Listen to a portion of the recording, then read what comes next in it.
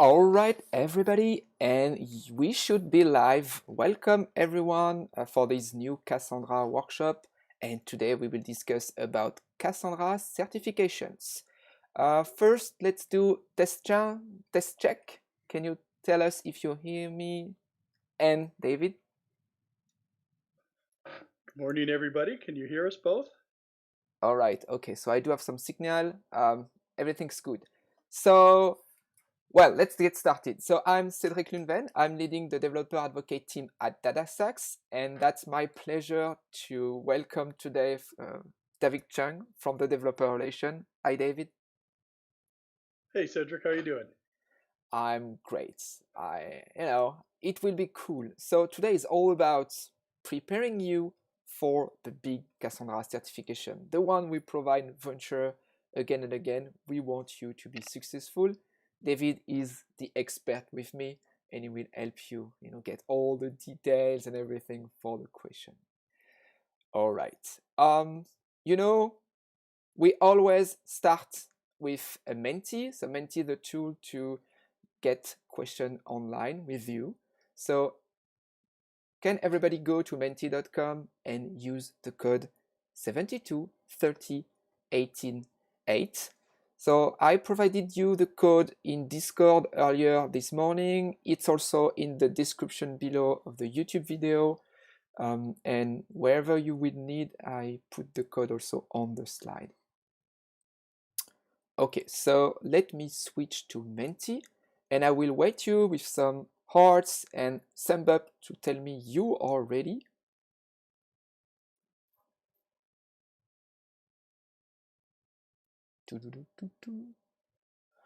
All right, 6. So how many people do we have on YouTube today? So 27. So Menti is very, very important this morning because this is also the tool we will use for you to answer the question, the quiz. We will do a dry run of the certification with 20 questions. And for you to answer those questions, we will need Menti. So I will wait for you just a couple of minutes just to be sure.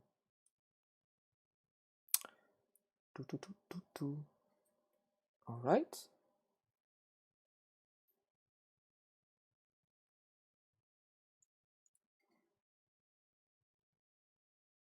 Okay, let's move. This is our code. And so before the quiz and everything, we always start with a couple of questions to know your level regarding the topics we will cover today. And today will be mostly Cassandra, of course, no big surprise. So I only see 3 thumb up. Again, need to wait.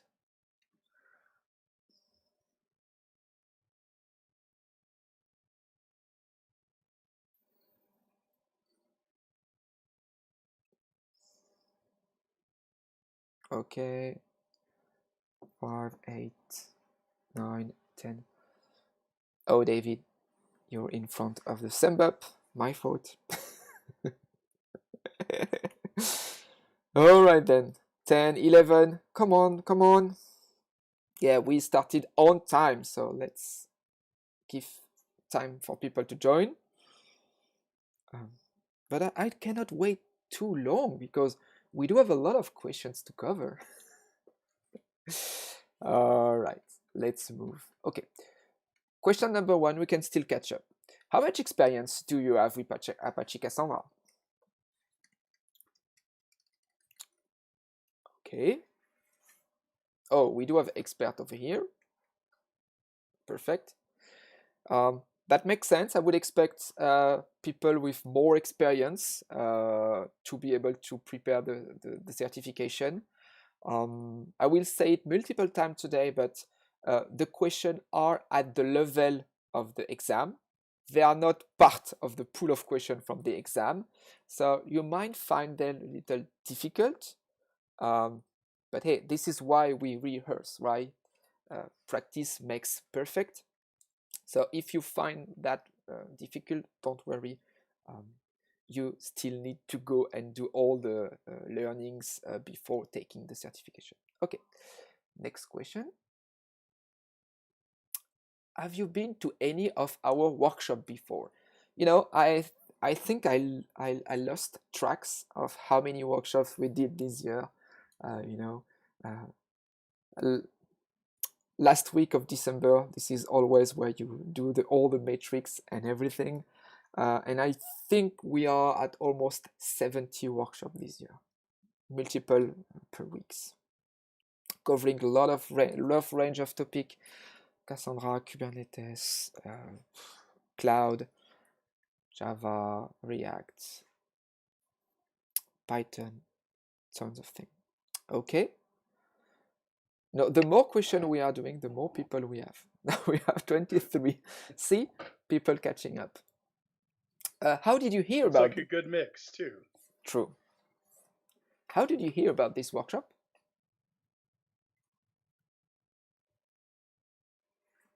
Okay, so that's a good, yeah.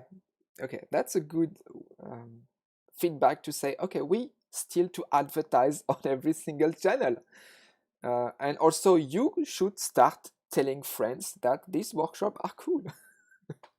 We do have a pretty cool video introducing those workshops and the format in this YouTube video. Yeah, that will help us to share that video eventually. Okay, so a lot, but Eventbrite and emails are still huge. But you know what? YouTube as well. So like the subscription in the video, subscription to the channel start pay off. I think we gained 5K subscribers this year, which is okay, good for starting. Next question, what motivates you to get certified? Bragging rights. Yeah, soon it will be Christmas. Okay, I got 2020. What do you remember 2020? I got Cassandra. I got certified on Cassandra. What a good way to finish the year.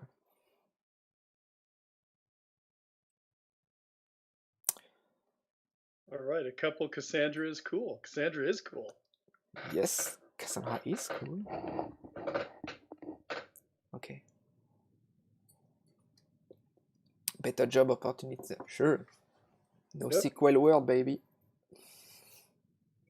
And with that many data that's coming, especially with the 5G and IoT and everything, you'd better have a database that scale. All right, so that's it for the 5 introducing question.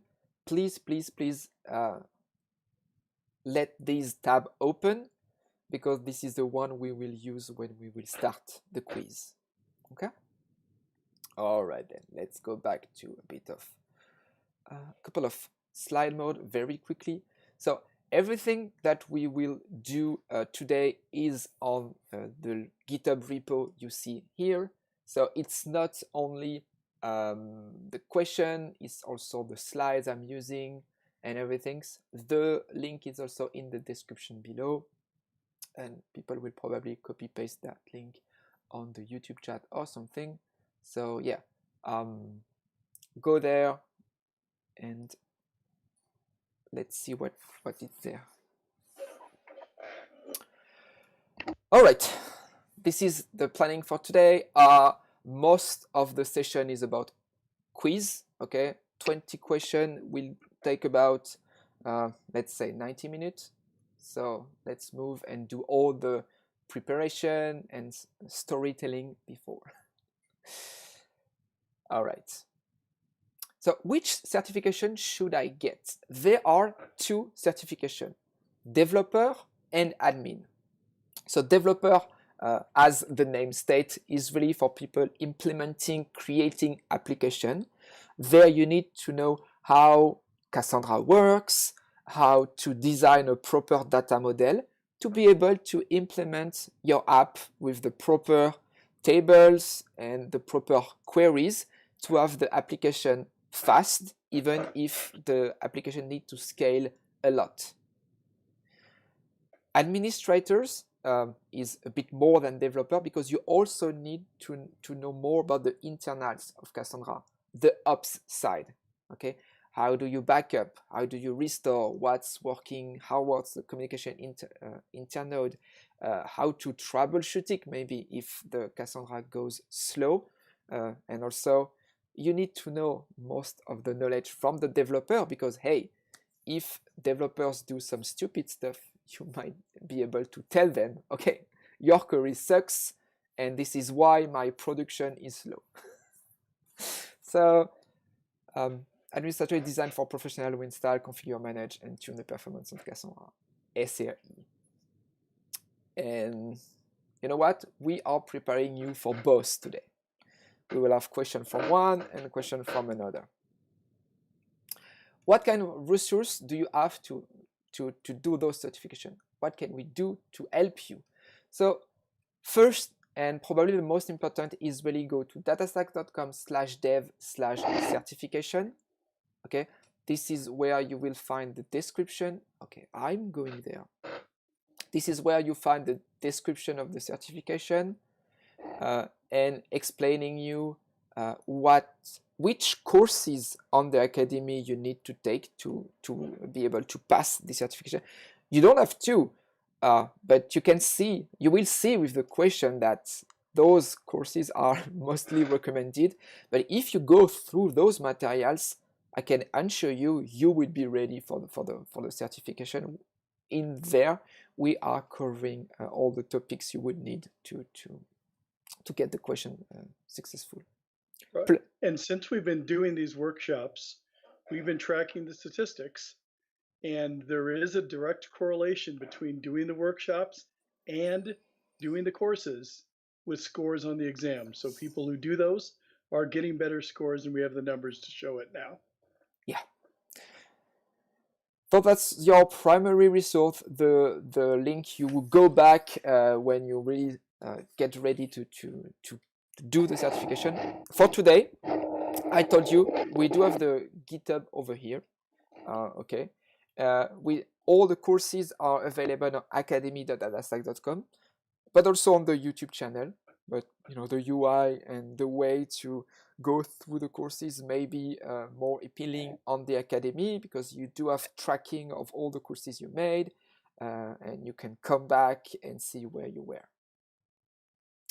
And if you complete the admin path or developer path, you will get a voucher to try the certification.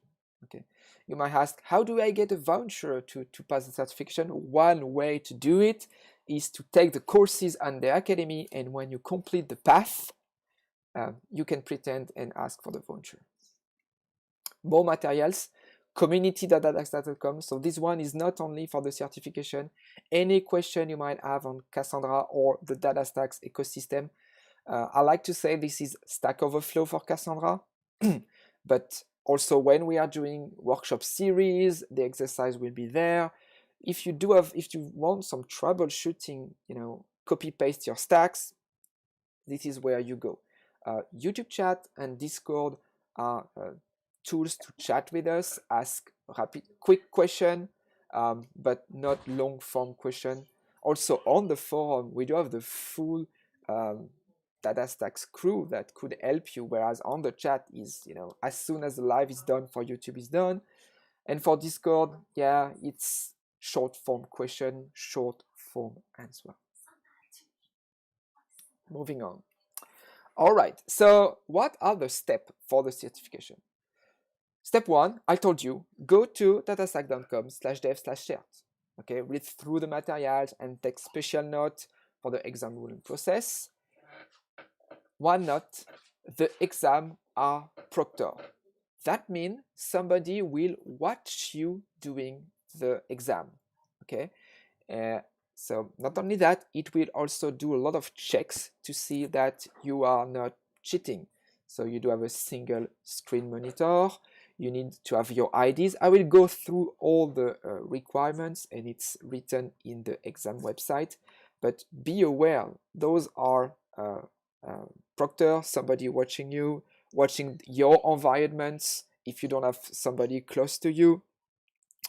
So, you know, we will go through the requirements, but be ready. I don't want you to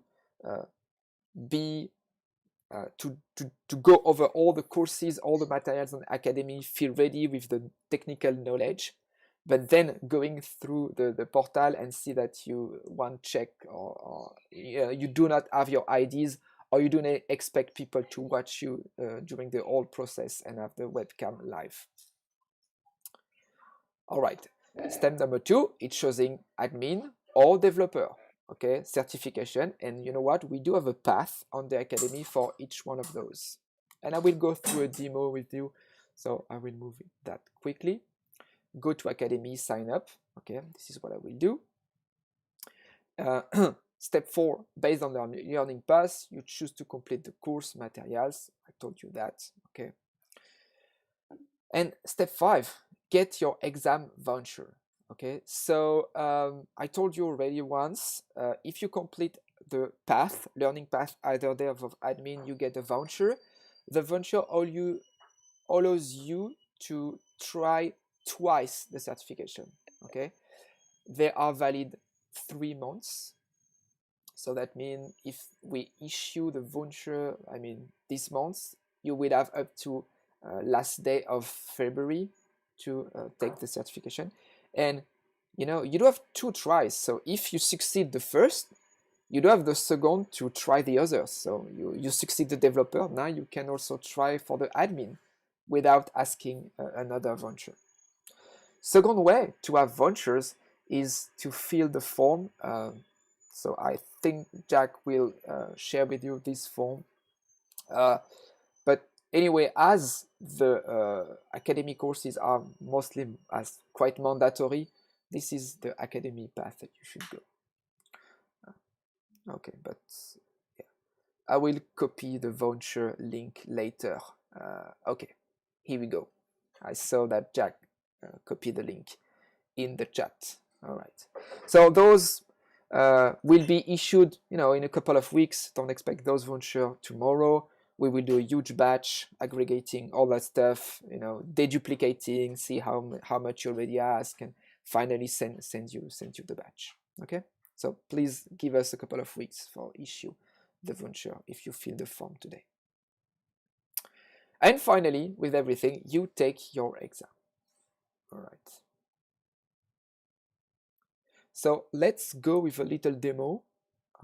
Boom, boom, boom. So what I'm doing, I'm going to academy. Let's do it. I'm going to academy.datastax.com. Okay.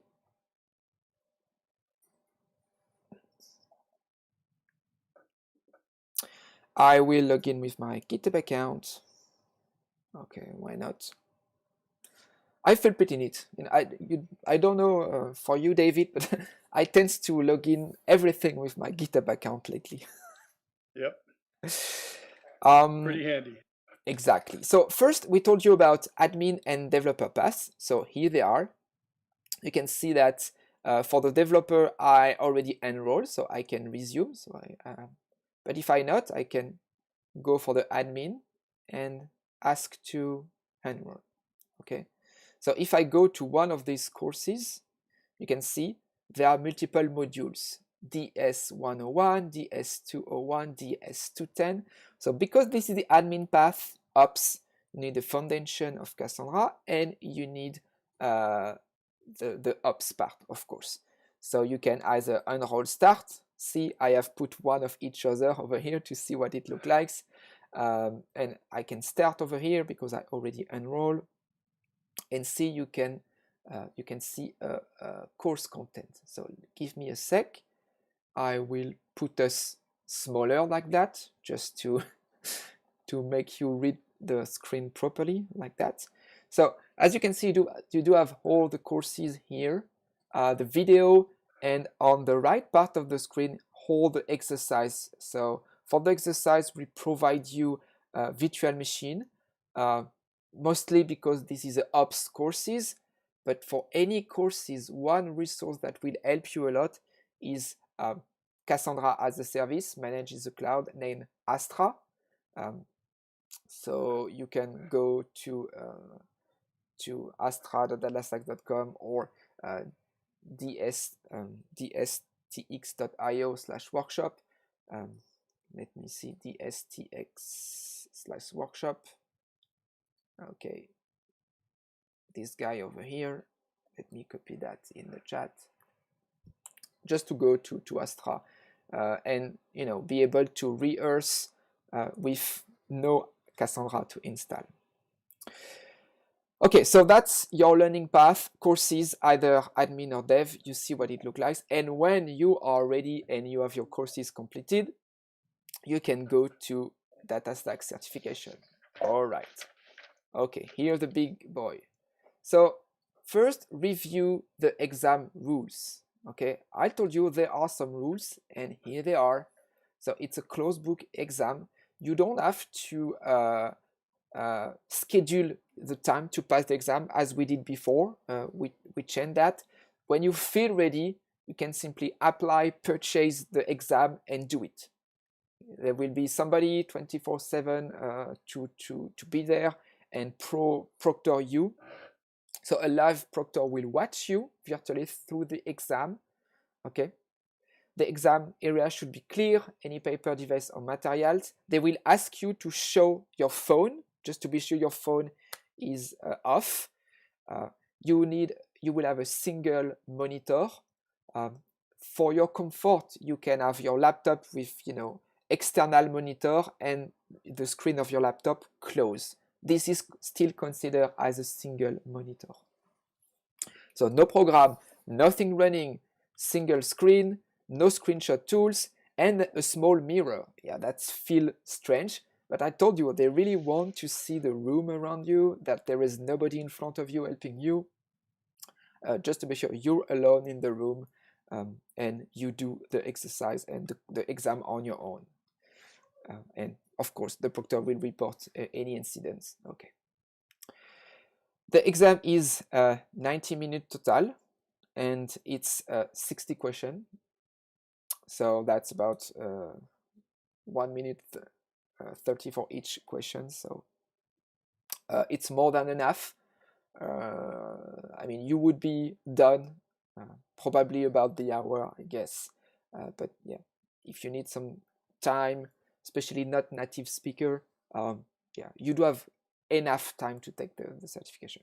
The timer will be displayed, and the exam will end when the time is over. Okay. No report or feedback will be provided for the question.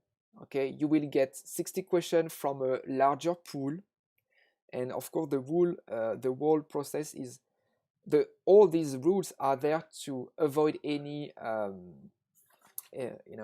any copy or any save or the existing question, and for the same reason we won't provide you the answer of the question. Okay, so if you retry the exam, maybe you can see the same question, one or two in the pool, but yeah, you still don't know the answer. Yeah, you really need to be prepared to take the certification. All right, that's the rules. And also you need to check that your computer is compatible. So there is a Chrome extension to install, and then this tool will check that everything is okay. All the program are shut down. You do have a single screen. So see, because I'm streaming today, I'm sharing my screen. I do have a second monitor with all the streaming tools, and as such, I cannot take the exam because I do have two monitors. You show the ID.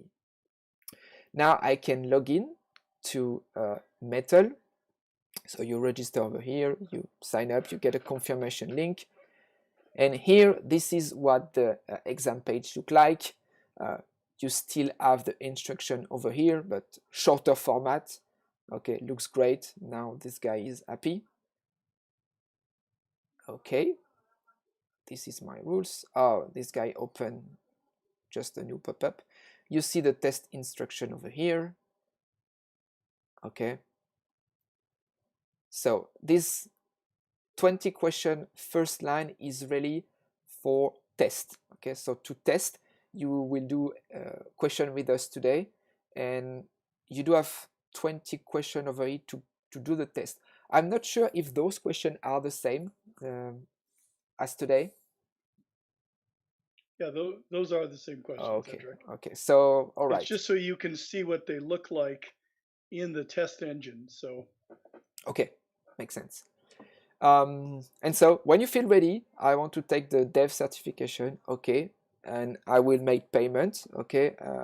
But hey, what about the voucher we will give you? This is where you apply the redeem code and, you know, get 0 and get ready to have the exam, okay. So the voucher is a redeem code you can apply over here. Okay, that being said, let's go and practice, right? So if I go to the GitHub repo here, so everything you should know, all the slides are over here, all the steps I told you are over here. You know, this repo is also meant to be kind of self-service. So if you know someone who interested to take the certification, he can see this workshop. It is recorded. It will be available on YouTube at the same link, and also use the repo with the README explaining everything that you need to know, and practice. Okay, so here, this is the 20. Those are the 20 questions we will ask you today. Okay, each time you see what is a question, and we provide you the correct answer. So, you know, but please do it seriously with us today. You know, don't look at the answer. Try to do the exam, you know, with your current knowledge. David will go through the solution and explain you each solution. This is a big plus for today. So please do it properly. There is no challenge over here, just to evaluate if you feel ready or not. So those questions will be asked on Menti, because, but as you can see, the question is pretty long. So, and Menti screen is pretty limited. So what I will do, I will ask you, oh, this is question 1, and so we'll see on Menti question 1, and the question will be shown on a slide on my screen. Okay, so don't expect in Menti to have the full question. They are simply too long. All right, with that, let me see. So this is Menti. Let's put that. Okay, we did, and we can start the exam. I'm okay. Let me go there. Click next. Okay, 13 question. And let me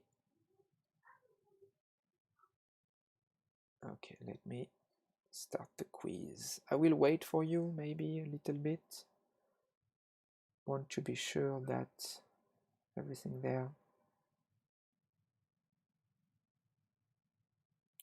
So for this question, we gave you 2 minutes each time. But if I see that everybody already answered the question, I will move forward. But yeah, this is simply just for you to see how it look like. Okay. So let's see how it goes. Boom. I will go over here.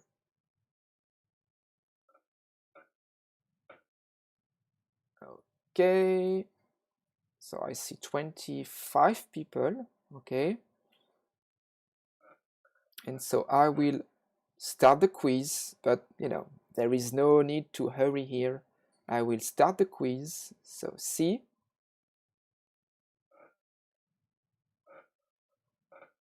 Developer and admin exam.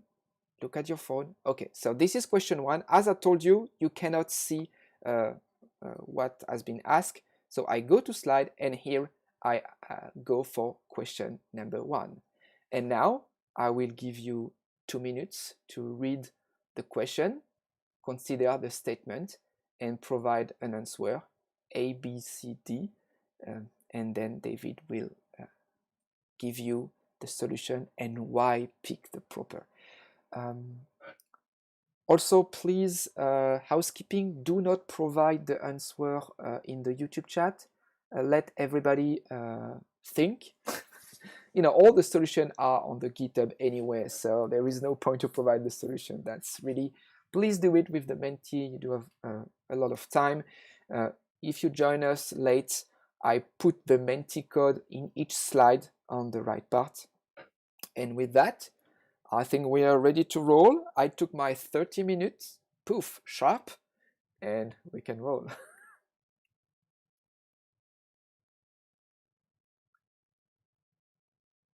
Okay, and you know what? Let me put some little music over here.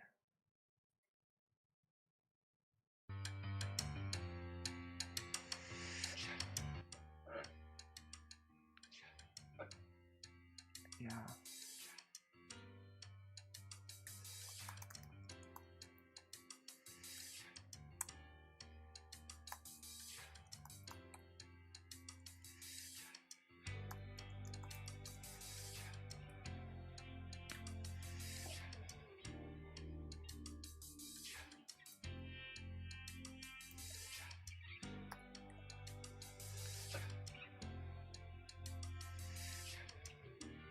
One, two, 1, 2.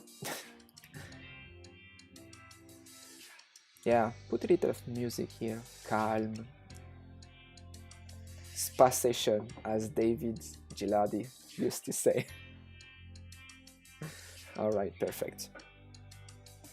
I will probably let the music running in the background.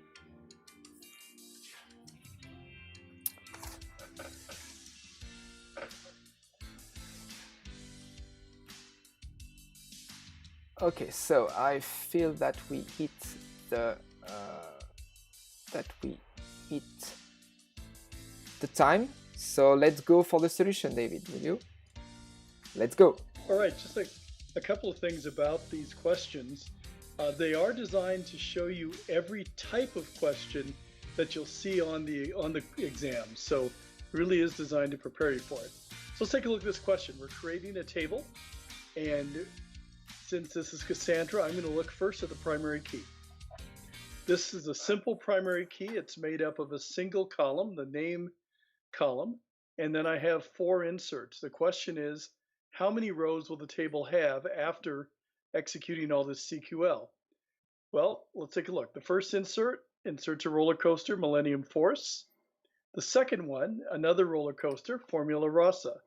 Those are the primary keys, also the partition key. So we now have 2 rows. The third one does another insert.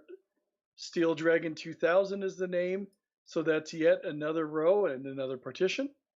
And the last one is Millennium Force. This is really the crux of the question. This, since Millennium Force is the name of the last in the last insert and the first, they have the same primary key.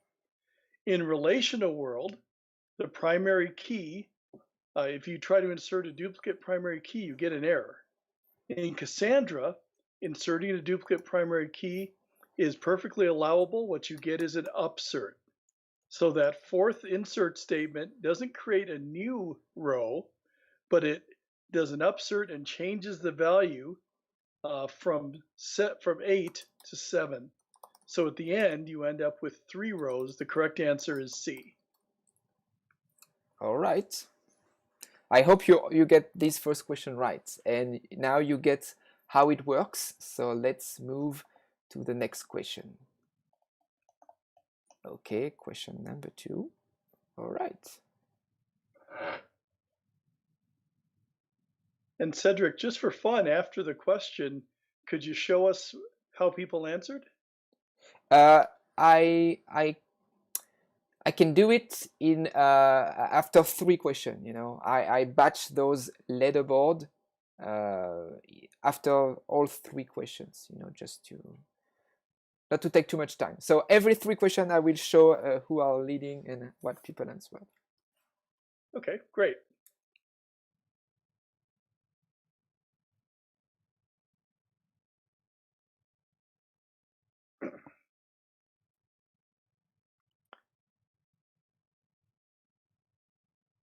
Boom. Okay. Same, consider secret statement, and go back with my little nice music.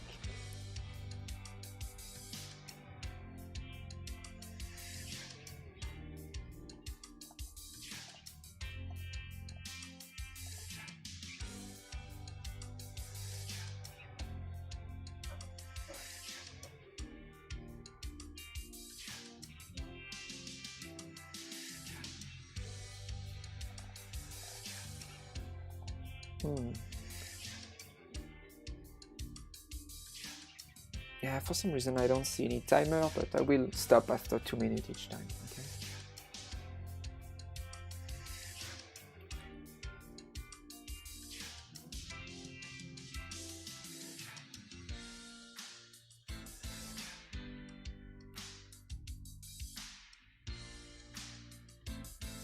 I think we need a video of Eric dancing. Yes. Next time.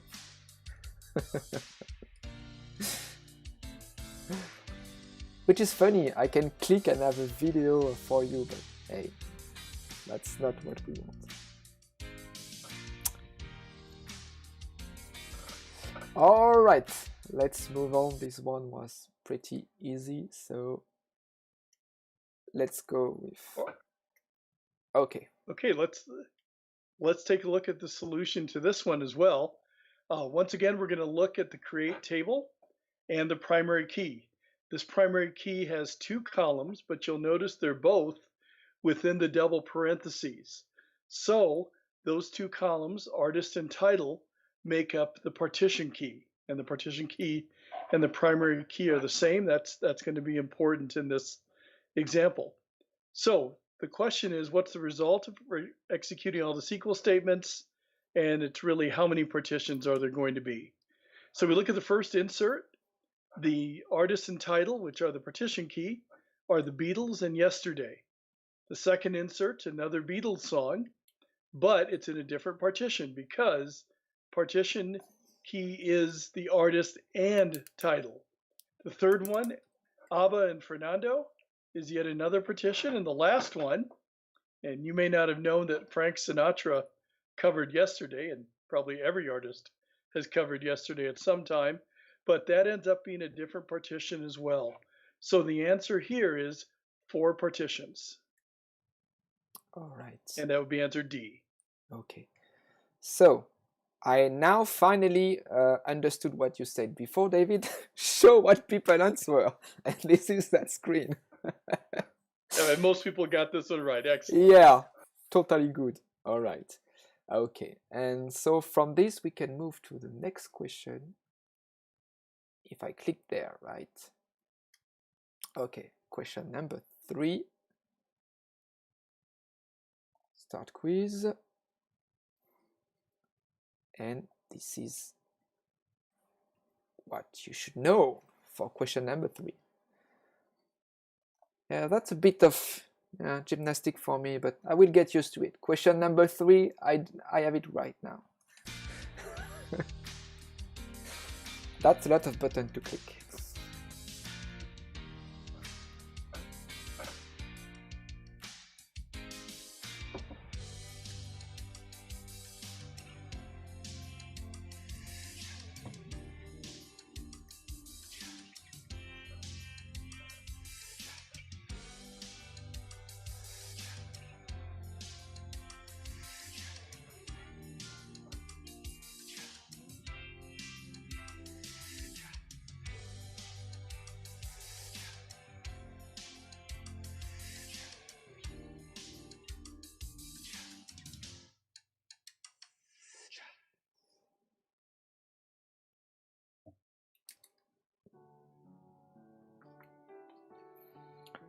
Okay.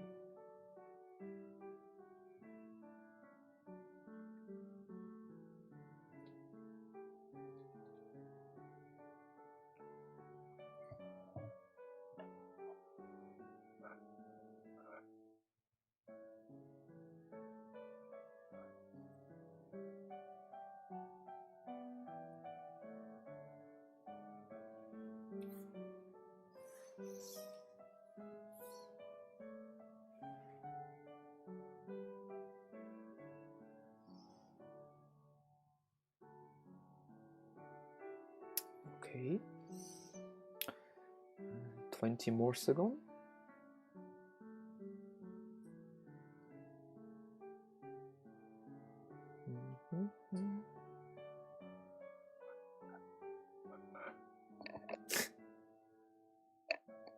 All right, let's do this.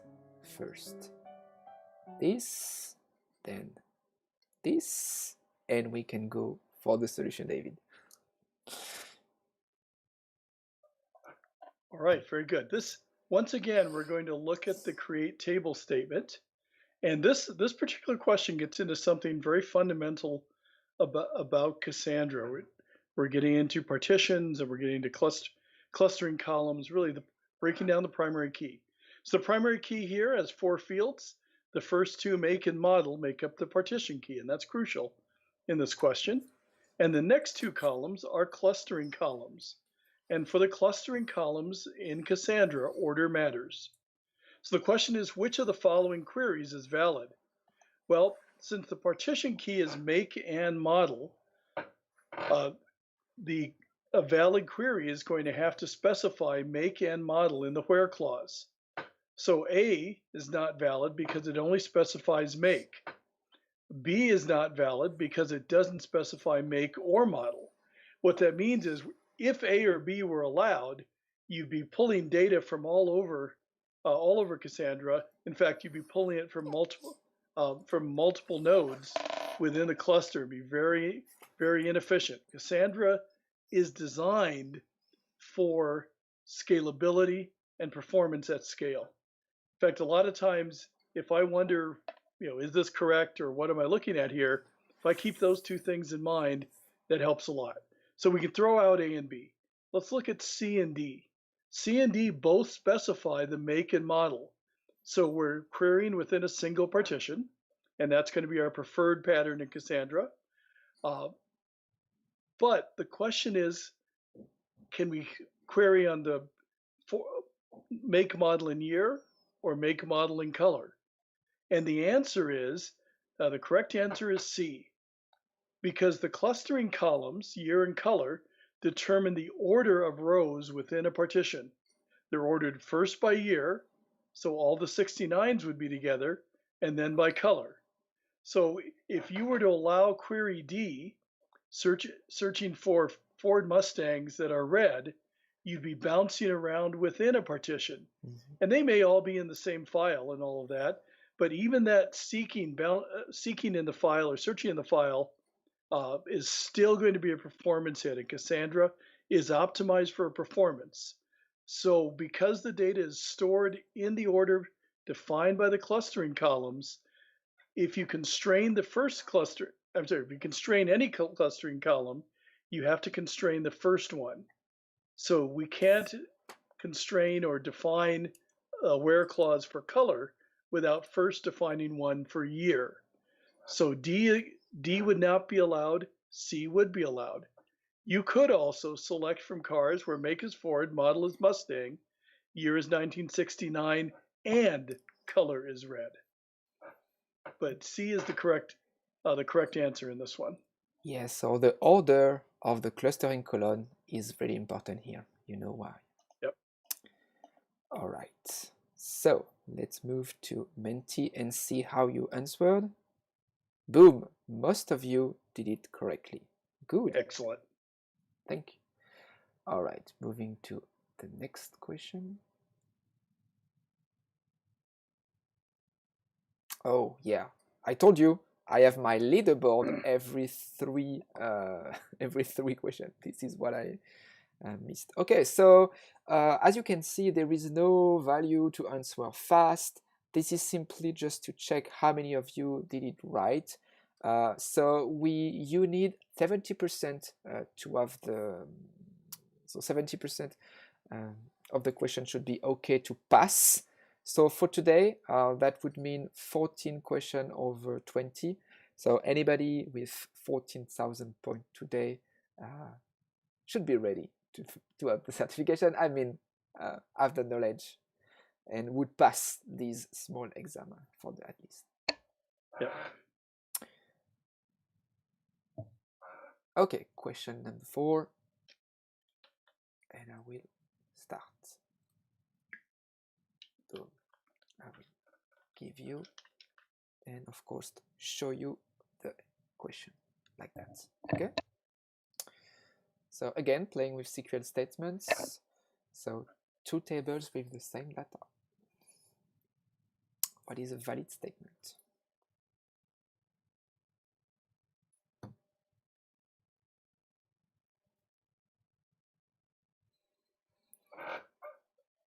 And let's click one another button, this one.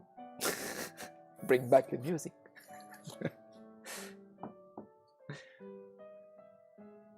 Okay, 30 seconds.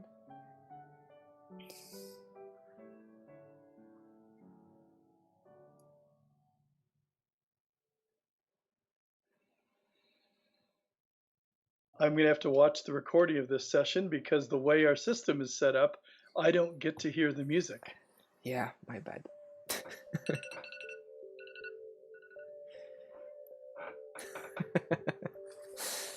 Yeah. So I can play stupid stuff and you don't even know. All right, that's it for this one. Let's show the correction over here. And answer was C. All right, so in this one, we have two tables. And if you, I know some of you said you had no Cassandra experience at all. So if you're coming from relational world, this one's going to look a little odd because we have two tables with exactly the same data in it, the same columns in them, ID, name, and department. The reason we do that in Cassandra is because we want to support different queries. The first table will allow us to query by ID. The second will allow us to query by department or department and ID. So we have a batch here, and one of the best use cases for a batch is to update two tables that have the same or largely the same data. So we have two inserts. The first one inserts into the employees table, and it inserts all three fields, the ID, name, and department fields. The second one inserts into employees by department and also inserts all three fields.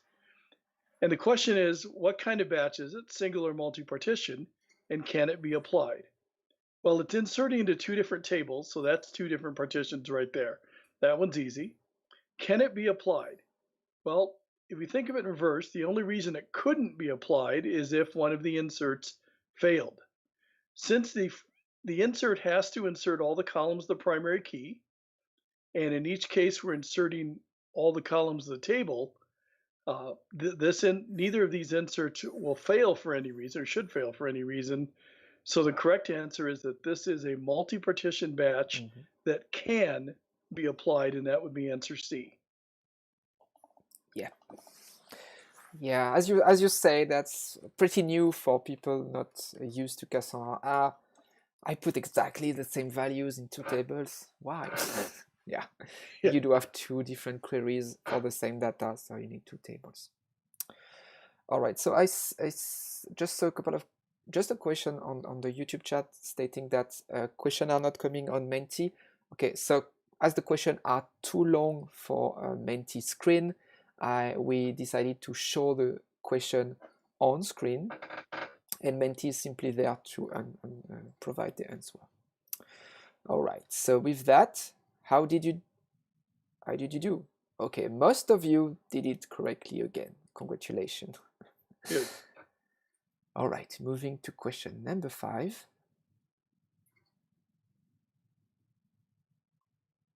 Boom, boom, boom. Okay. So see, the title of the question is really nothing, simply the title, and so the question is here on screen. Question number 5. Consider the table definition with the primary key omitted. It's now that. Okay, now your turn to design the table. Yeah, it's in between the S201 and 220, I guess, this one. We are starting dealing with data modeling. Okay, let me put some music over here. And boom, timer.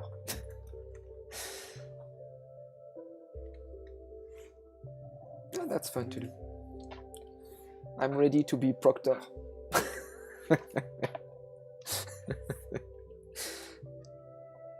I'm watching you. Do not know, but I'm watching you behind your screen right now.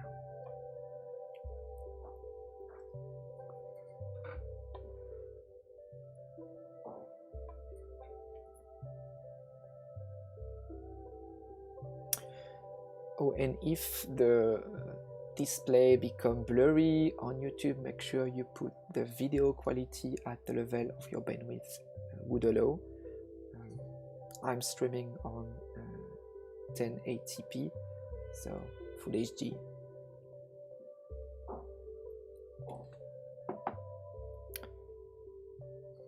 Okay, 15 seconds.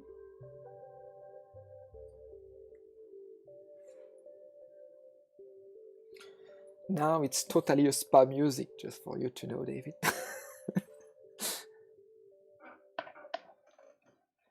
Yeah, someone let me know in chat if Cedric is really playing music or if he's just playing a trick on me. That's possible. Oh yeah. Oh, that would be a first, but that's totally possible. Okay, so for this question, you should have answered response B.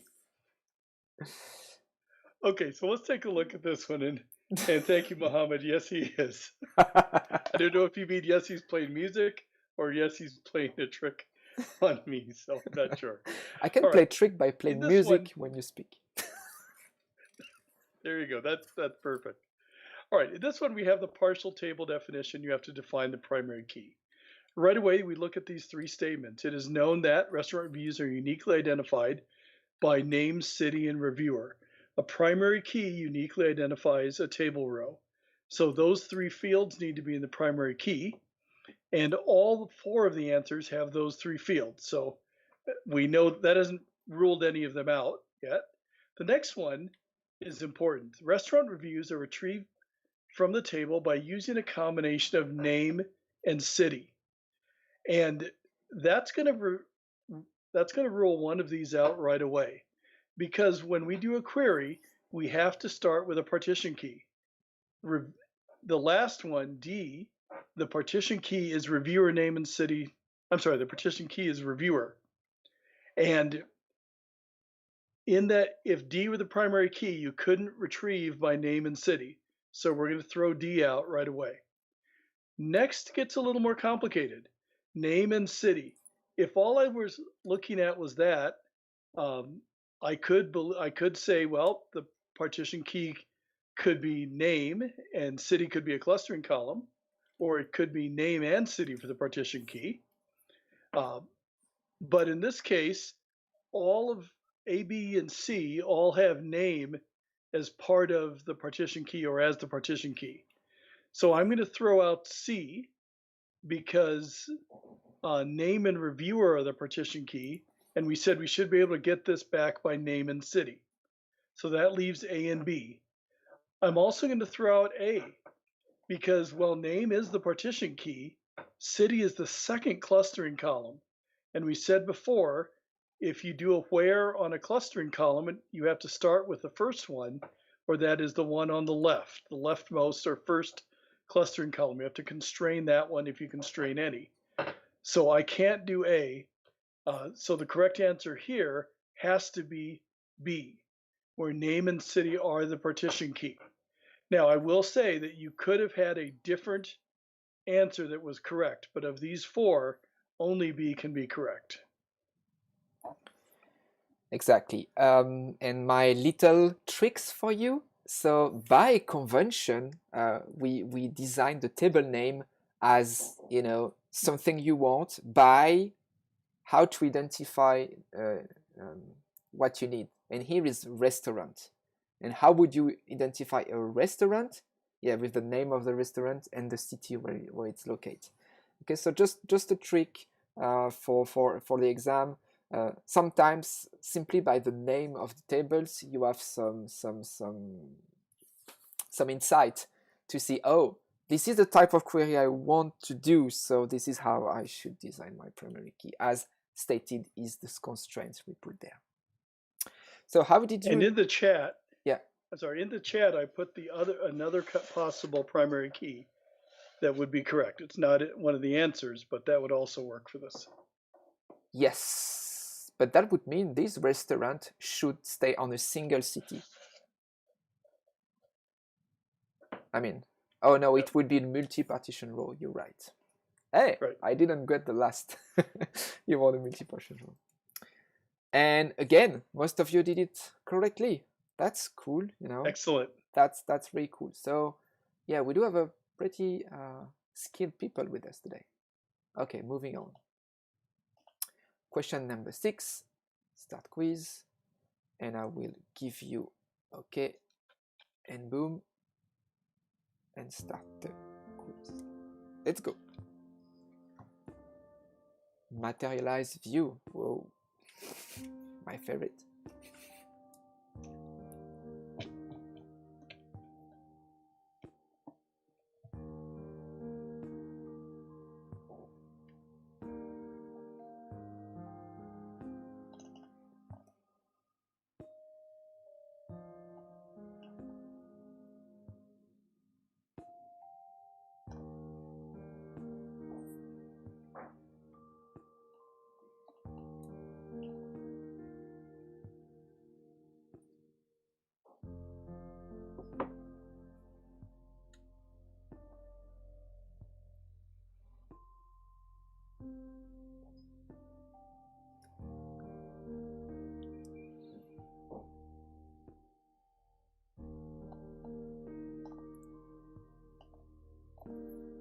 Okay, 27.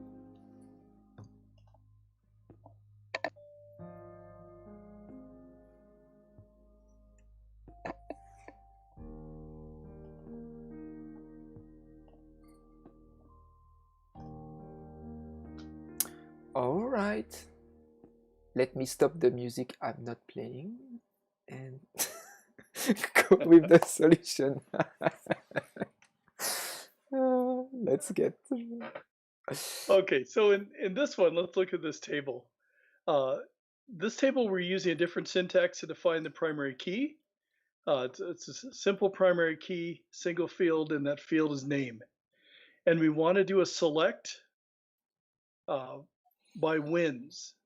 Select from teams by wins, where wins equals 4. So we're going to have to create a materialized view that is called teams by wins. You can think of a materialized view as being like another table. So it's going to follow the normal rules for selections and defining primary keys and so on. So with that, since I'm going to do a select where wins equals 4, wins has to be the partition key. So right away that throws out A and C, because the partition key in those materialized views is names. Then among B and C, the answer, and once you see this, it makes sense. And if you think about it, it kind of makes sense. Since we are really kind of creating a new table, a materialized view, from an existing table, it's a rule that in Cassandra, the columns of the primary key cannot be null, not ever. But the original table, the wins column was not a primary key column.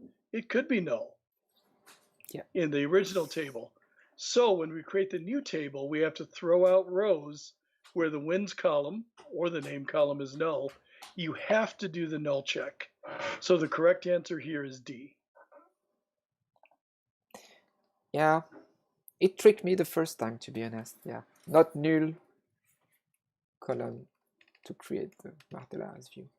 All right. How did they do? Oh, okay. It's not that easy, and a lot of answers look like the same. But hey, most of you did it correctly. Great. Keep going, keep going. Let's go with question number 7. Okay. Oh no, before leaderboard. Yeah, leaderboard. We still have the 9. Let's see. Yeah. Okay, so now we do have 5 people with no error whatsoever, and also 5 people with 1 mistake. Okay, let's move on. Question 7. I'm going here. I show you the question. Started and clicking on the music I'm not playing. It's another running joke. Okay, I will stop with this one.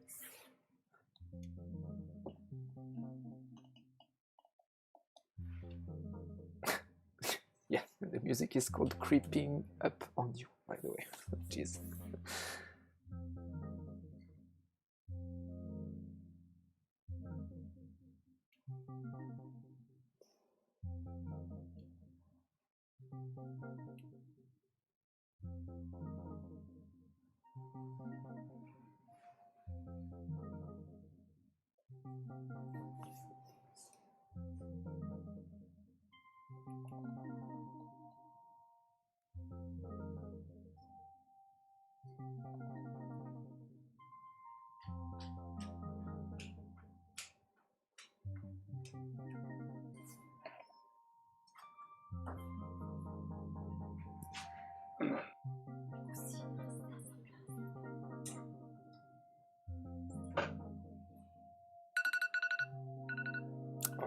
right, that's it for the time.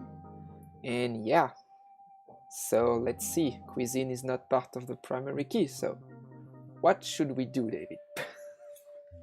Yeah, so as Cedric said, the primary key here is city and name. We want to do a search for city and cuisine. Unlike materialized views, which we can view as creating another table, this is creating an index on the existing table. So we're going to use the existing partition key, and sort of like creating a different clustering column that doesn't follow the other rules. So with that, the easy answer here would be a secondary index can only be created on a single column. So that makes A the correct answer. You don't need to put city in there because city is already the partition key. So if we have a secondary index by cuisine, or on the cuisine column, then we can do this query select where city, that's the partition key, and cuisine is sushi within that partition. So the correct answer here is A. Great. And yeah, now I know what we are getting hungry each time we are doing this training. It's all about food. I want to have sushi in Sydney now. Okay, how did you do, guys? Okay, still most of you did it correctly with having all over the place in this one. Yeah, a little bit distributed, I guess. All right, moving on to... And just a note, secondary indexes and materialized views are only on the developer exam. They're not on the administrator exam. Yeah, true. We move on DS 220-ish. Agree. Oh, all right. Let's move to question number 8. Start the quiz. Go here. Show the question. Go here. Do that. You know what? I don't like this music. Moving on.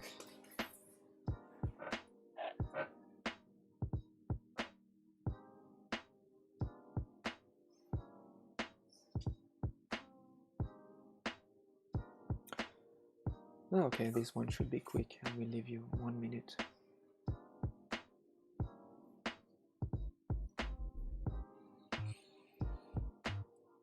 And Eric is doing a great job answering all the questions on the YouTube chat. Yeah, Cassandra is different from relational, and duplicating data is really the trade-off to be as fast with so much volume.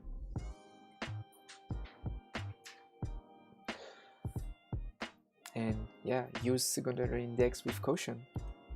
Those are not free in performance. That's right.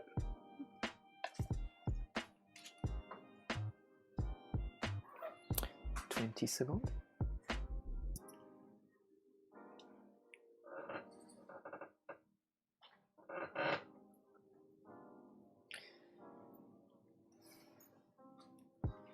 All right, and correct answer was A. Let's see why. Yeah, the correct answer was A. We always have to nail down the partition key. So we're not having to look at every node in the cluster and walk through all the nodes when we do a query. So we do have to have all the fields of partition key. You can have all the fields of primary key or partition key and clustering key, which is the primary key, but only the fields of partition key are required because our preferred pattern is going to be query within a single partition or a query within a countably small number of partitions using an in clause. So once again, for performance at scale, that's why Cassandra supports this kind of query, and A is the correct answer here. Yes, and as before, the where clause is mandatory. If you don't put any where clause, Cassandra will do what we call a full scan cluster, interrogating each node to get a bit of data. And if you do have 1,000 nodes, man, this query can take a minute or so. So, how did you do? Okay, A. Okay, yeah, this time you made it right. 15 good answer. Perfect, great. Good job. Okay, moving on. Question number 9. Looking at the time, we are doing pretty well. And so question 9 is, consider the SQL statement here.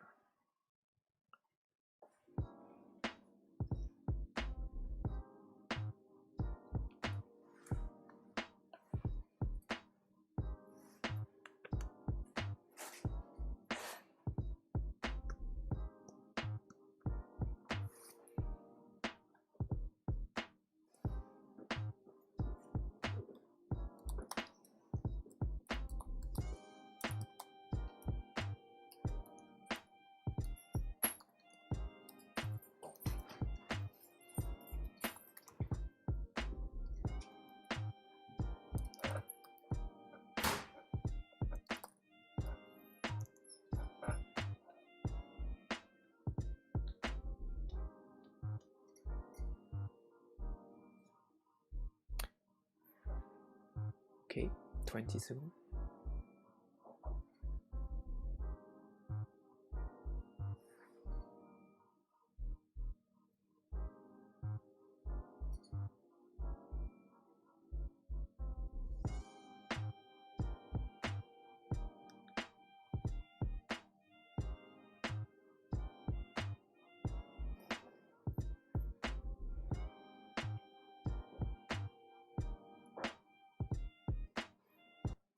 All right, and answer was A.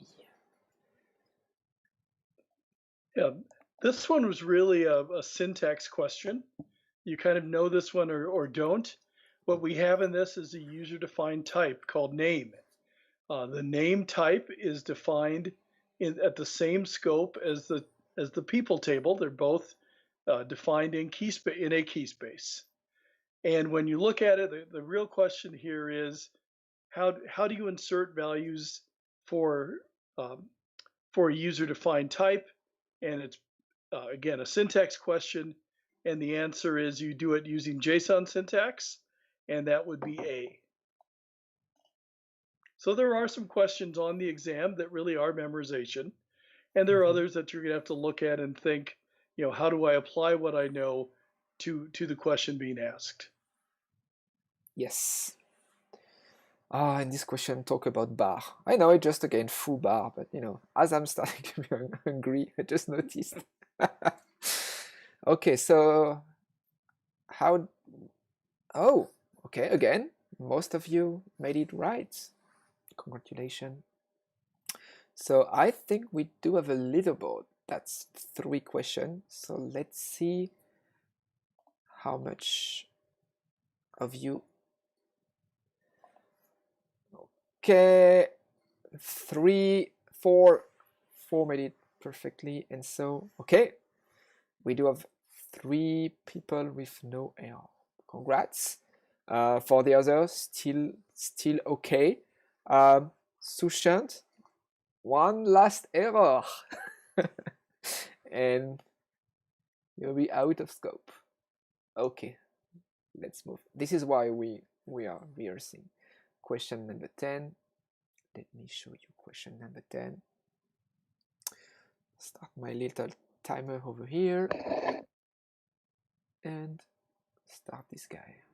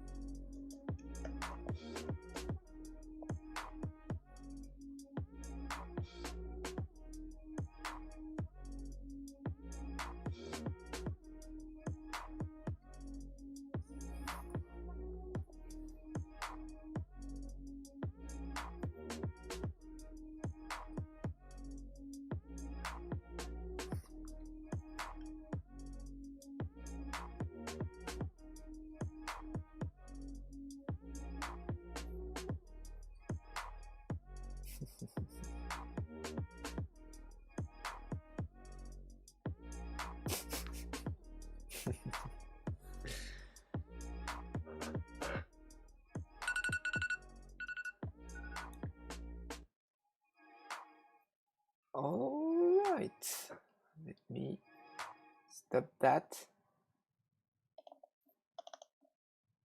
Okay, David, so what about these keys? How to make it perfect? Okay, in this one, once again, we're going to look at the table definition. Primary key is username, and the primary key is username and email, and the partition key is username. So as we look at this, the first insert, username and email are DC1234 and David at datastax.com. That's a single row. The second one is DC1234 and David at gmail.com. This is the partition key is the same. It's DC1234, but the clustering column is different. So these are different rows, but they're in the same partition. All right, so we have that down. And for the first row, the value of description is work and the value of nickname is Dave. Second row, value of description is personal and the nickname is also set to Dave. We look at the update statement. We say update emails by user, set nickname to Davey and description to school, and the where clause. The where clause has the partition key, which is the username and email.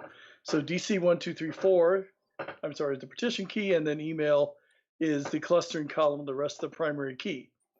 So for the row that's set to DC1234 and David at Gmail, the description is school, and the nickname column is Davey. But here's the catch. The catch is that the nickname column is static. And what that means is that a static column has the same value for every row in a partition. And keeping in mind that Cassandra is geared towards performance at scale, that means if you were to use SS Table Dump and see a rendering of what's in the SS Table files, you would find that in each partition, there's only one slot or one space, if you will, for that static column. It's not repeated in each row. So the correct answer here is B, because the nickname column is static. They may have put the static keywords in bold. Yeah, it was tricky. Maybe A could be misleading. And let's see what you did, guys. Did you put the A? No, okay. Indeed. So B were the correct answer. Congrats for you. It's not an easy one. Let's move. Halfway through. Good on timing. So let's go to question 11.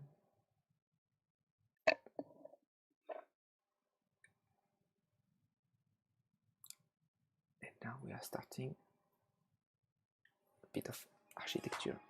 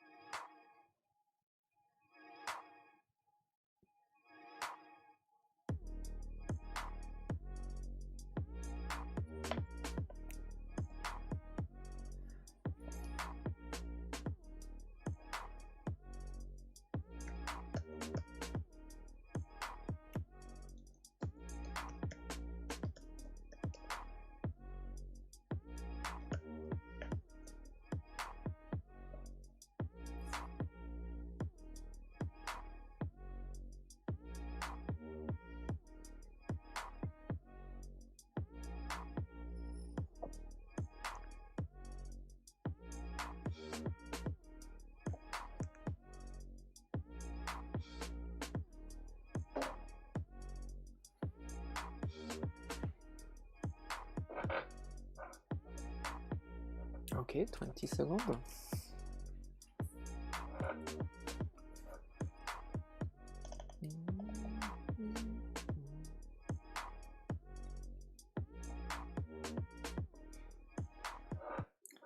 All right, so for this one, David, what should we answer? All right, well, as we look at this one, we have 2 data centers with replication factor of 3. One thing you see right away is that replication factor is set independently for data centers. And the question is, what's a valid statement about a read request made with a consistency level of local quorum to the coordinator node Z or Z in Paris, DC? Well, let's take a look at that. The replication factor is 3. So in the worst case, the failed node W is one of the replicas for our particular query, which would mean that you only have 2 of 3 replicas available. In the best case, W is not a replica, and our data is replicated on nodes X, Y, and Z. With local quorum means that we're going to look for a quorum, which means more than half of the replicas in a single data center, in the same data center. So since we made the request into the data center Paris, DC, we need to have 2 nodes available in that, 2 replicas available in Paris, DC. Well, we said in the best case, we have 3 nodes, and in the worst case, we have 2 of 3. So with that, we do have the ability to achieve local quorum. So this request will be handled in the Paris data center because it's local quorum. It won't try to cross data centers, and it will succeed because even in the worst case, we still have a quorum, which is 2 replicas available. So the correct answer would be B. Oh yeah. Yeah, it's all the logic of the local quorum. That's, yeah. Okay. Oh, okay. Whoa, this one, excellent result from you. Wow. Excellent. Yeah, excellent result. Great. Whoa. Yeah, now people are really into it, you know. No place for mistakes. All right, question number 12. And let's see this time the right path.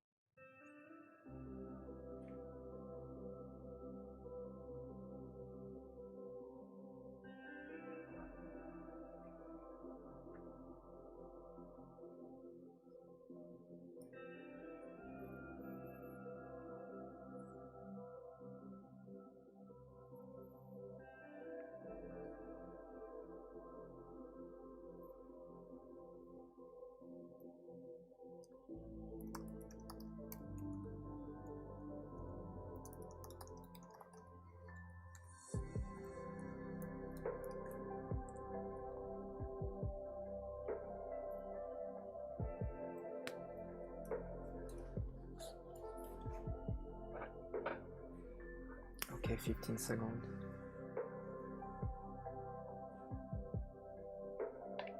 You cannot scroll on my screen.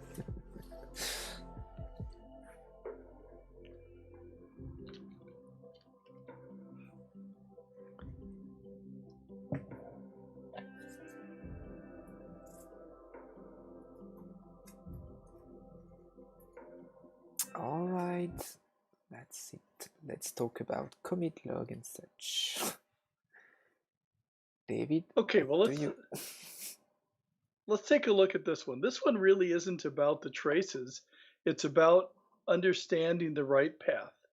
So we'll look at the SQL traces. And Cedric pointed out, it says you may need to scroll to see the entire trace. Obviously, you don't need to scroll on this screen. But when you actually take the exam, there are a small number of questions that have output from a tool where you will have to scroll. And they'll all say you may need to scroll. So keep that in mind if you see that. We've had some people who took early versions of the exam and said, I didn't realize you had to scroll that. And they were confused about the questions. So we do try to let you know when you may need to scroll for these questions. So in this case, at what elapsed time is the data persisted so it will survive an unexpected node shutdown? Really has to do with your understanding of the right path. If you look at the actions, the activity, and the times, the first activity, start executing the query. The next one, parsing the CQL statement, preparing the statement, determining the replicas, and then appending to the commit log and adding names, or adding to the names mem table. The answer here is C, 2193. That's the point where we add to the commit log, because the purpose of the commit log, it's an on-disk storage to store the information before it goes into the mem table. The mem table is not persistent storage. If a node shuts down, the mem table, as its name suggests, is in memory. When the node starts back up, we replay the commit log to rebuild the mem table. So the commit log is the thing that allows us data to survive an unexpected shutdown, and that occurs at 2193 milliseconds. So C is the correct answer here. Yeah, exactly. This is one of the reasons Cassandra is so fast. When you write only into memory, and only asynchronously they are flushed to commit log. So see how much you did there. Okay. Yeah, great. Very good result. Yeah, and Cedric, just to clarify, I think you got that backwards. Asynchronously, they're flushed to SS tables. Yes. Yeah, my bad. Okay. And dropping the commit log. Right. True. Yeah, my bad. Okay, let's go 13. If my tools is happy with 13, okay, let's go. Boom, boom, boom. And here we go. Oh, this one should be quick. And let's go on with the massage music.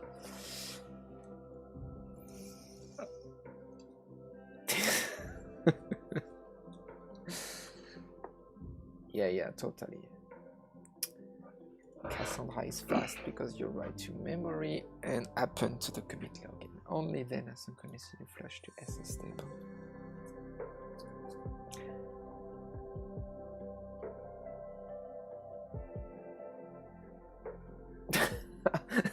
Erick find an emoji with the message. Good job.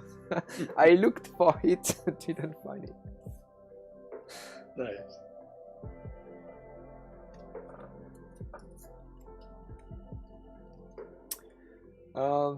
Okay, let's go quick with this one. And 10 seconds. Yeah, I mean, let's go with this one. This one is straightforward. Okay, let's do it. David? Yep. By the way, I'm probably to blame for the food questions.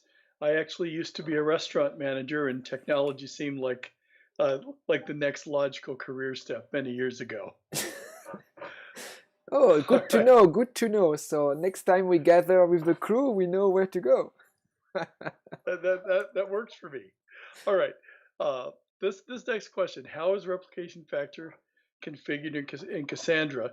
And the answer here is pretty simple. If you've done it once, you probably know how it's done, because when you create a key space, you have to configure a replication factor and strategy. So if you've created a key space, you have had to do this.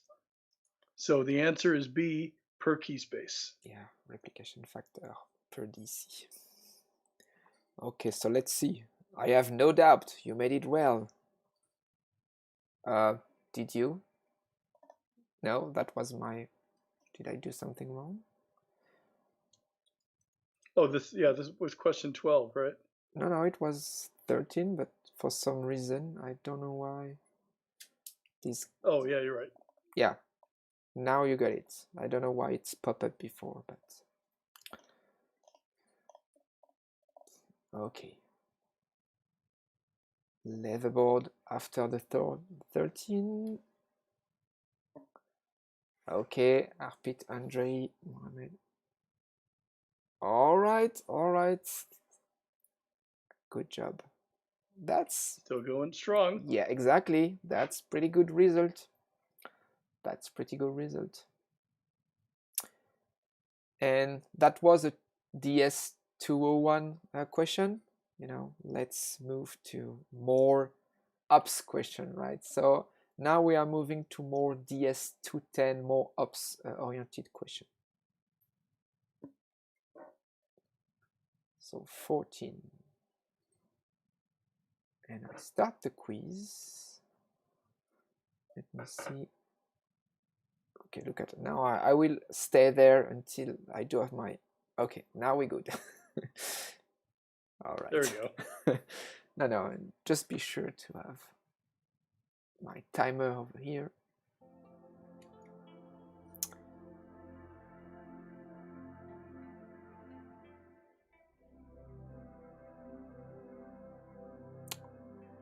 So here, make sure to click 2 and so on. 2 options. Actually, in Menti, you can only click one answer, but you will be counted correct if you select either correct answer in Menti. True.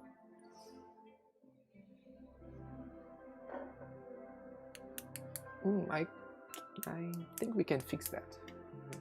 We could probably tell Menti those are the 2 correct answers that are required.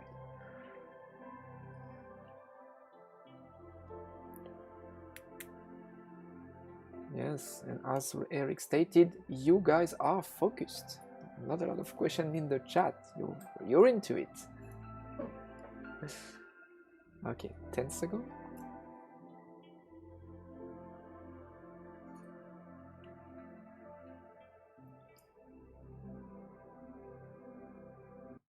All right, and for this one, the correct answer were C and D. Right, David? Yep, C and D. And I will tell you on these questions, this is a question, there are a few of these that have more than one correct answer. Not a lot, but there are a few. Anytime we have a question like that, we're not going to ask an open-ended question, say, fill in all correct. We'll tell you how many correct there should be. In fact, we'll tell you twice. So the form of this question, what are 2 options? Choose 2. We don't want to be tricky. If there are 2 correct options, we want to tell you that there are 2. So in this case, what we're talking about is encryption of communications between Cassandra nodes. And there are 4 options for this. They are all, meaning that encryption occurs between all nodes. None, no internode communication is encrypted. DC, meaning communication is encrypted between nodes if that communication crosses a data center. And rack. And rack is a subset of a data center. It's a grouping of Cassandra nodes. And if you set it to rack, communications that cross this rack boundary or rack grouping are encrypted. So since those are the 4 possible values of internode encryption, the correct answers are C, rack, and E, data center, or DC, C and E. Great. So if you pick one of those, you're good to go with Menti. So let's see. Okay, C and E. Okay, most of you did it correct. Very good. All right, let's move to 15. Start the quiz. See that we indeed have the timer. Okay, and show the question. And boom.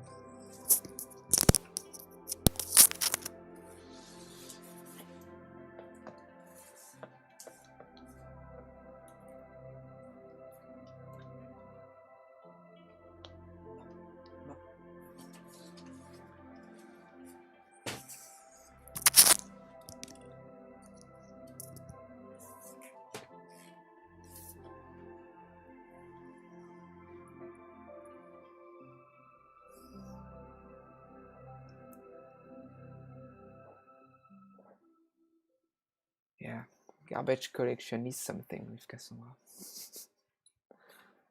There are a lot of questions on these.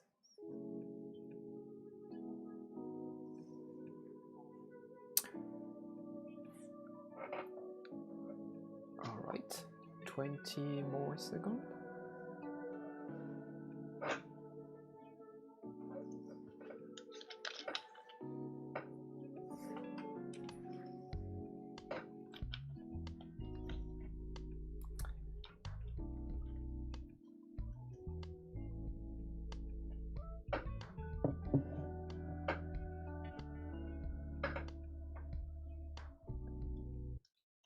Okay. All right. That's it. Let's move it. And correct answer where? B. Yeah, the correct answer here is JVM options. Cassandra.yaml is where you find a lot of the Cassandra settings, but JVM options was designed to segregate JVM specific settings like garbage collection, memory, various memory sizing, generation sizing, if depending on the garbage collector you're using. All the JVM related stuff is in the JVM.options file. Exactly. Yeah, very important for the GVM. Oh, I got an issue here. Even my dog is angry. Just start eating my shoes now. Jeez. How did you do? All right. Yes, GVM.option. I mean, the name was pretty straightforward for this one. But yeah, GVM, XMX, heap, all that GVM parameter are really important when it comes to Cassandra, which is a full Java runtime. Okay, and move to the next question. 16. Quiz. Wait for the timer.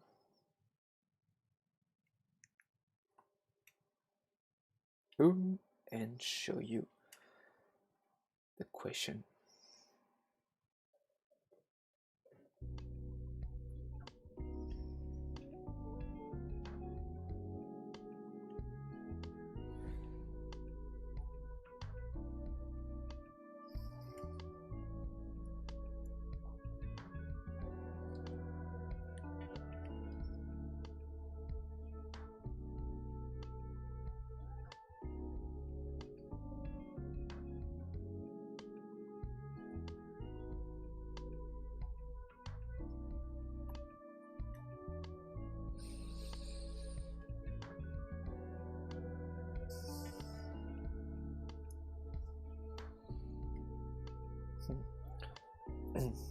Good thing the timestamp are not too close. You know, imagine if you had to compare only the last digit or something like that. Jeez.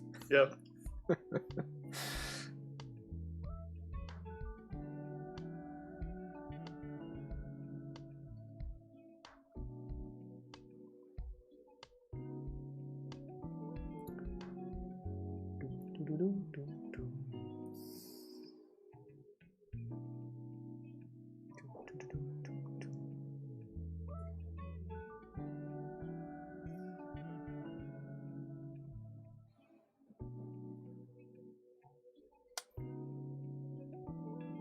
Okay, all right.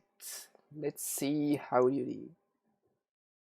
So, David, why does the answer is B? All right, well, this one is also a pretty fundamental Cassandra property, and that is latest wins. And that's going to be the case everywhere. What we're talking about is a single table row, and it's represented in 3 places. It's in a mem table, so it's in memory, and 2 SS tables. SS tables are immutable, and again, that's for performance reasons within Cassandra, but this row may be spread over all of these. In fact, in this case, it is. So what we're really asking is, what is the value of the row? Well, we can take a look, and the mem table is going, in this case, is going to have the latest data. We can tell by the timestamps. As Cedric said, in this exam, when we have questions that rely on timestamps, we have deliberately made the numbers differ in the first few digits. So you don't have to compare, look for a difference in the 6th or 7th digit. So if you look at the first 3 digits, the timestamps of the mem table are all 139. The first SS table is 120. The second one's 118. So they're in order. The oldest one is down here at the bottom and the newest is in the mem table. So now, if we look at the values, the ID is going to be the same in all of them because we're talking about the same row. The score, there's a score value in the mem table, and that has the newest timestamp. So the score is 75. The mem table does not have a value for test. So we have to look at the SS tables. They both have a value for test. And the newest timestamp for test is in the top SS table, and that value is math. So the correct answer is B, which is 11, math, and 75. But again, this gets down to how data is stored. And we have immutable SS tables.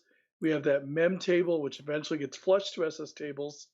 And the latest wins. And that's just important in so many places in Cassandra.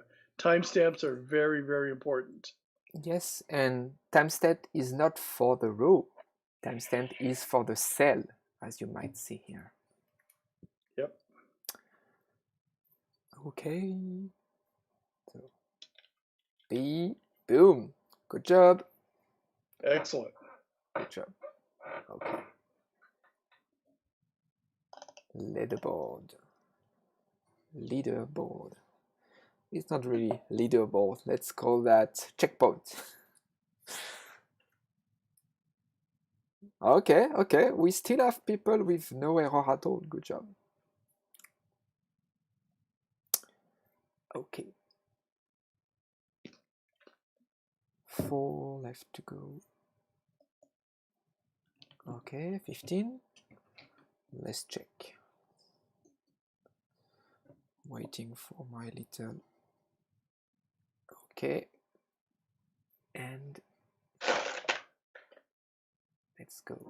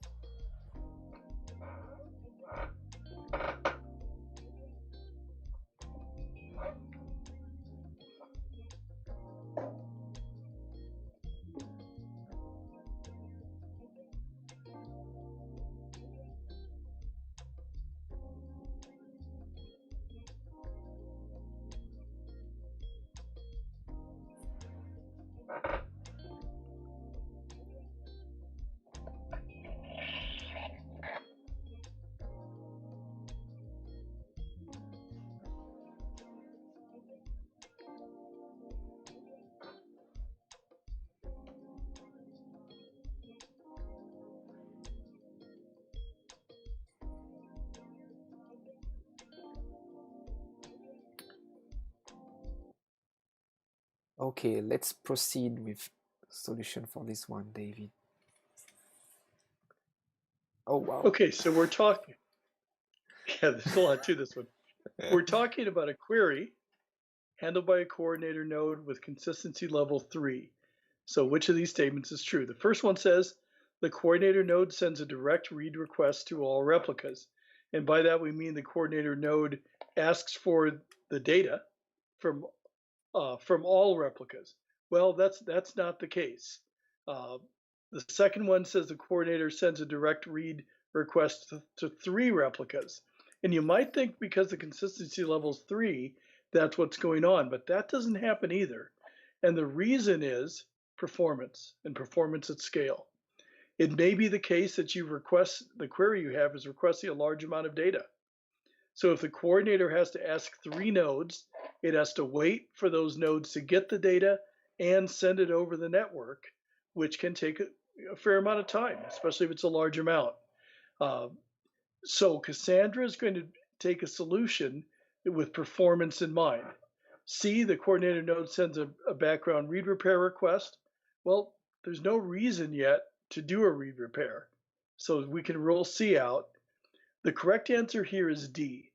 What happens is the coordinator sends a direct read, in other words, asks for the data from the nearest or fastest node.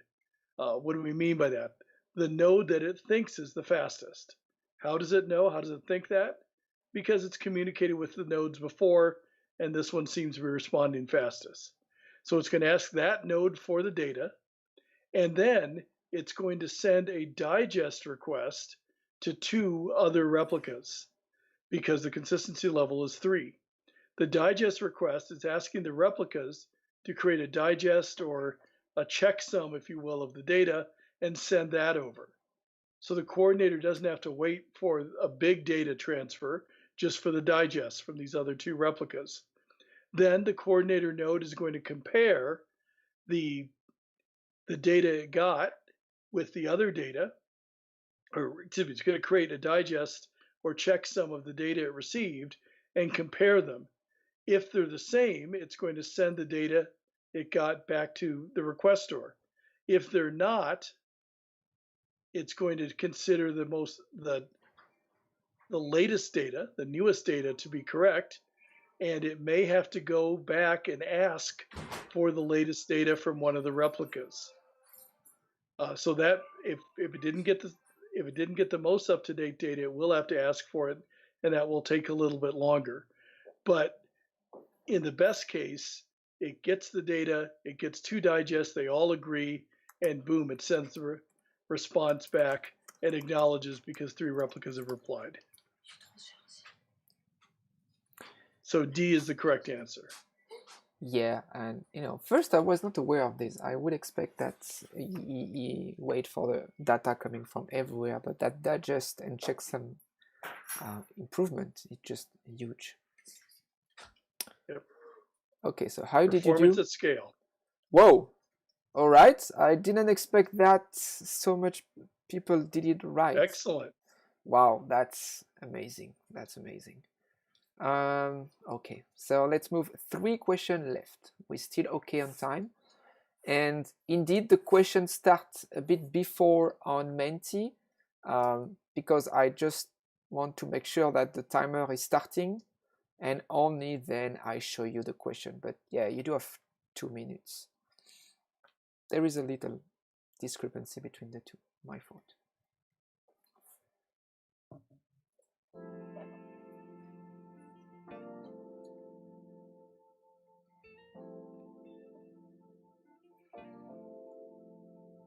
And I think because we have question number 7 that did not really start it as I expect.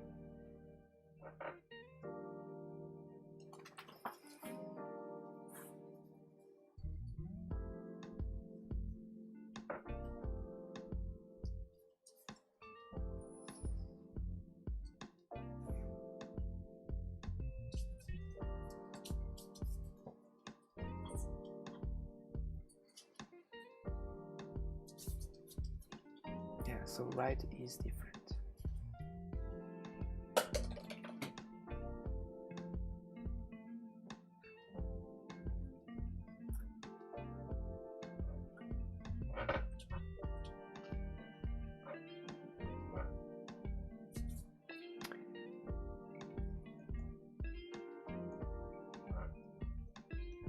Okay, let's wait 15 more seconds. 15. Yeah, I do not fully wait the 2 minutes if I see some enough answer. And you can still sneak some correct answer, but hey, here we really want you to try on your own. Alright, that's it for 18. So write is different from read. Yep, this is definitely going to be different. So again, the question here, now we're talking about a write, and the consistency level is local quorum. The key space has a replication factor of 3. and a quorum is more than half. So a quorum of 3 or a local quorum of 3 will be 2. Now, the question is what happens? Does the coordinator send a write to one node? Well, that one doesn't make sense. The coordinator will send it writes to 2 nodes. Well, that would be the number of the quorum, but that's not what really happens. What will really happen is the coordinator will attempt to write the number of nodes specified by the replication factor, not the consistency level. So it's going to try to write to every replica, and there are 3 of them.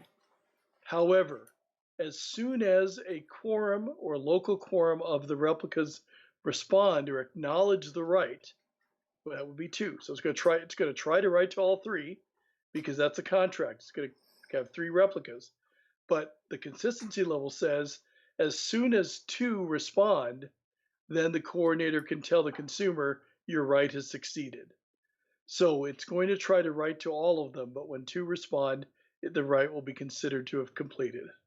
So the correct answer is C. It's going to write to the nodes defined by the replication factor. That's correct. Okay, this one, I expect everybody to be, no surprise here. That's more natural to me. Okay, response C, great job. So let's see. Oh, we do have another checkpoint. And then we will move more to DS220 question, more like deep dive data modeling question, and not only on the primary key. Okay, Mohamed's leading. Mohamed aim in Turkey. All right, so we move quickly over here. And question 19. I start for Menti only. 3, 2, 1, and only then the question will be on YouTube. All right. Okay, for this one, I will give you the full 2 minutes, I guess.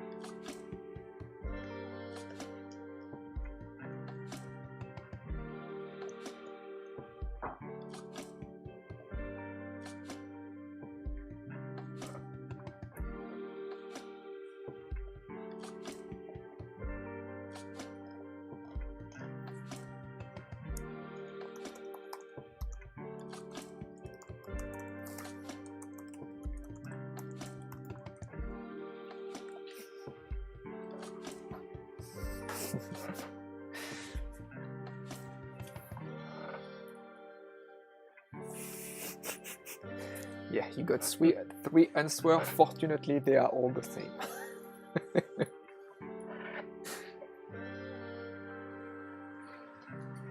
Okay, 20 seconds left.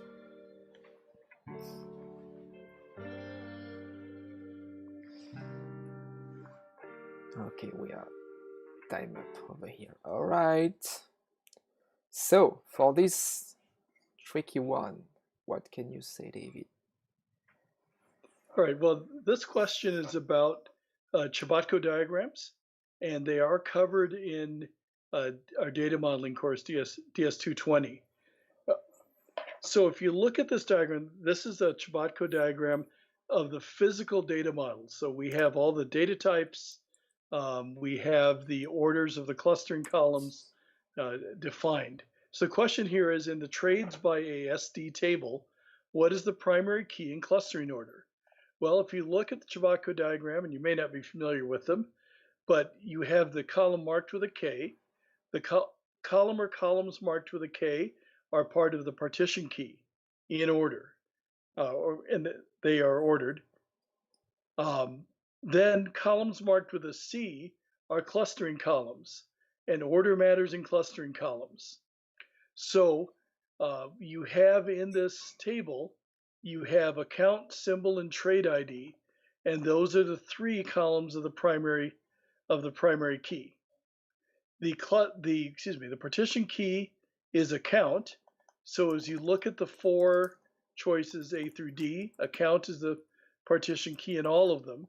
The next thing you have are the clustering columns, symbol and trade ID in that order. So that throws out answer A and B because they have trade ID before symbol, order matters. Then you have C and D. Now, if you take a look at the clustering column symbol, it's in ascending order, that's the upward arrow, and trade ID is in descending order, that's the down facing arrow. The default sort order for a clustering column is ascending or upward. So trade symbol is in the default order, trade ID is opposite the default. So if you look at those two, C and D, they both have trade ID descending, but the rule here is the same we've seen a couple times. If you constrain a clustering column, you have to first constrain the one on the left or the first clustering column. So we do have to constrain trade ID because it's not in the default sort order, but you can't just constrain trade ID without first constraining symbol. So the clustering order by in D is correct, and that makes D the correct answer here. Yeah, and by the way, we do have the chance at DataStax to work with Dr. Artem Cheboko. Yes. And also we had him on this workshop as driving a workshop regarding advanced data modeling.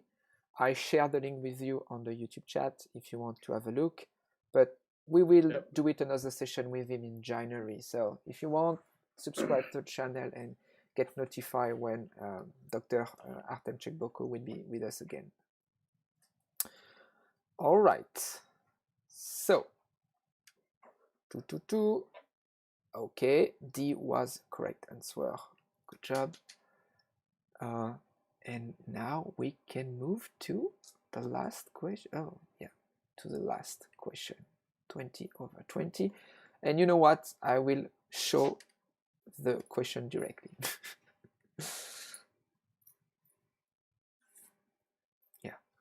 Maybe helping a bit. Antonio over here. Maybe I wait too much. 2 minutes. So I will let you 2 minutes, but yeah, it's about the time you will have during the exam. I mean, 60 questions in 90 minutes. You know, that's it. 90 seconds per question. So real condition here.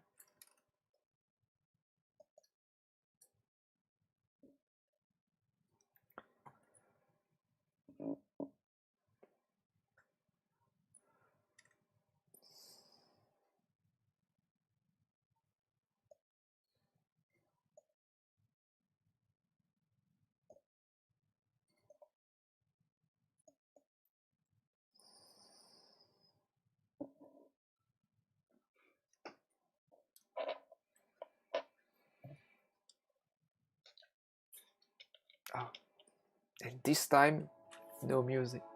I failed on the music. Too much button to click.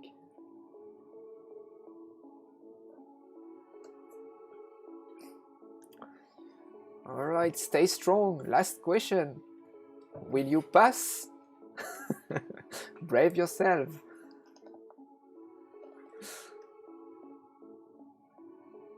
Okay, so you need 14/20 to get it right.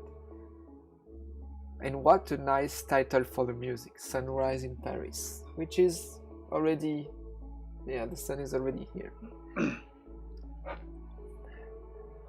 That's funny. It should be 4 a.m. in Iowa. Oh, this is... it's pretty late for you. Thank you for being with us. Okay, that's it. And let's go for the last solution, David.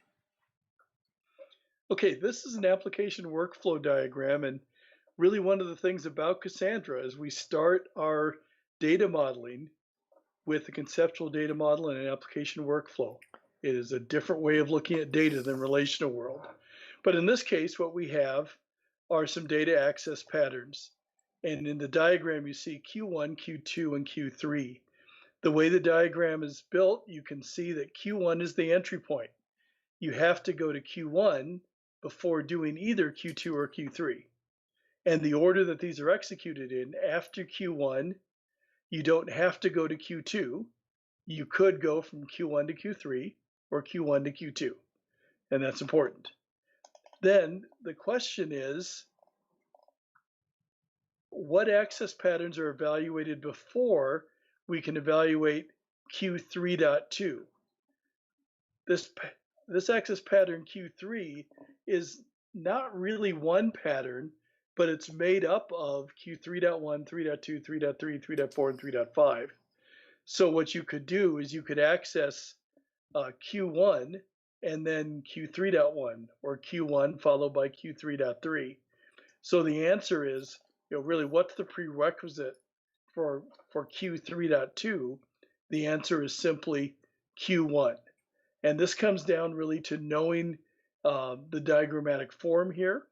And our DS220 class gets into that in great detail. I'd also tell you, if you have a chance to hear our colleague, Dr. Artem Chvatko, in his data modeling stuff, he's passionate about data modeling and really knows his stuff. Great workshop. Yeah, and this is why we call that the application workflow. This is really a logigram, and you need to pass by all the steps. Yep. Okay, moment of truth. Let's do this. Okay, it was also a spread question.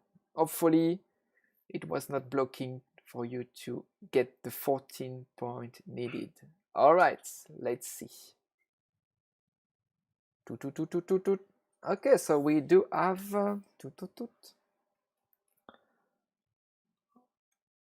9. Okay, it's a tie on some job under ENRPIT, but again, it's not about the point. It's really about making it more than 14,000.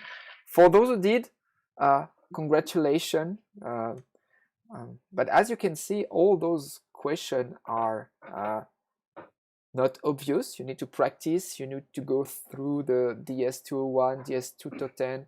But if you follow those courses, you have everything you need to make that correct. If you feel that too complex, too hard as a first try, okay, you can always come back and try it again. Those are, not part of the pool of question, but real question forged by David over here with the real level of the exam. So thank you for that. Okay, so time to wrap up. Stay in Menti just for a sec. I would like you to ask just a final question. But before that, let's see what resource you do have to learn. So we told you a lot about Academy, DS201 to 10 to 20. You got the idea. I also want you to highlight DataStax/dev, not /dev/certification, but read /dev. Here there are multiple forms of learnings, and one of them is called Katacoda. So if for people liking to practice, it's really building for you a Cassandra Docker image, and you can interact with Cassandra pretty easily, copy pasting for command.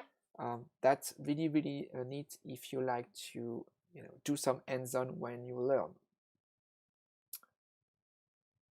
And also Astra, Cassandra as a service provided by DataStax, is there for you. even to not have to install anything. Okay, so that's a thank you slide, but yeah, you know, as I told you, I would like just a last question. It's just a survey for us to improve. What did you like? What did you do not like? And we will be on time today closing the workshop. So tell us, what did you like? What should we improve in the future? Please.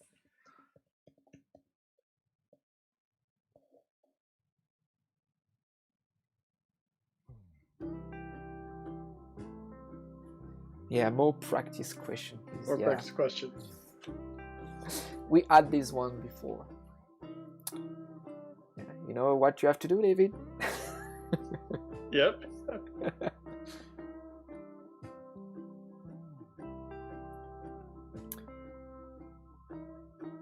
Yeah, and we've tried to show you a good sampling.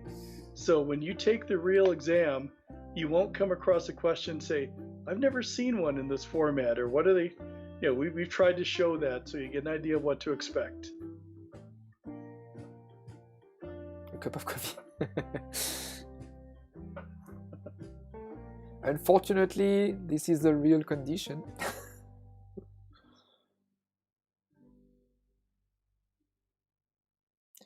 Yeah, okay, thank you very much. So I think we do have a quorum here around more question. Yeah. Yeah, see Cassandra with CI/CD. That's not that's not in scope for the exam, but certainly something to think about.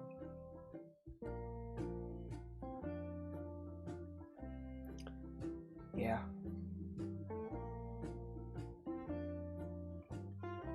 Yeah. All right. But I can do something for CI/CD on my own. You know, as a developer perspective, I'm kind of the developer side. So unit test, integration test. If you can start Cassandra in memory, or should you start Cassandra as a Docker image when you execute it? Integration tests, what are the tools to do performance testing, how to deploy, yeah, and of course. So on this channel, we do have, for the deployment part, session about Terraform, or Kubernetes, or deploying Cassandra in Kubernetes. All right, very much. And with that, I think we are done. So thank you very much for your time, and hope to see you next week. We are doing workshop every week, and next week it will be implementing an app in React, and in 2 weeks it would be Spring Boot and Spring Data with Cassandra. Yeah, thank you everybody, and good luck on passing the exams. I'm sure you will do great. Thank you, David, again for being with us today. Yeah, thank you, Cedric. Bye. Bye-bye. And as always, don't forget to click that subscribe button and ring that bell to get notifications for all of our future upcoming workshops.